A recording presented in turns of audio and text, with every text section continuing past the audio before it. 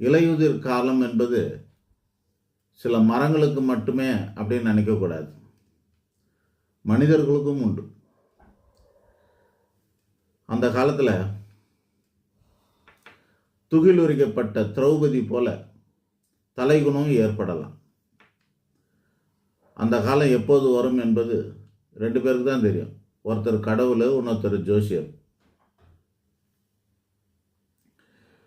சிலருக்கு இளமை காலத்திலே வரலாம், சிலருக்கு மத்தியம காலத்தில் வரலாம், சிலருக்கு முதுமையில் வரலாம். அடக்கமாக உள்ளவருக்கு எப்போ அந்த மாதிரியான ஒரு சூழ்நிலை வந்தாலும் அவரை அனுகிரகம் பண்ணி காப்பாற்றுறதுக்குன்னு சில மனிதர்கள் வருவார்கள். அடக்கம் இல்லாதவர்களுக்கு அந்த மாதிரி உதவி செய்ய ஆள் வராமல் அவங்க இருளில் மூழ்கி விடுவார்கள்.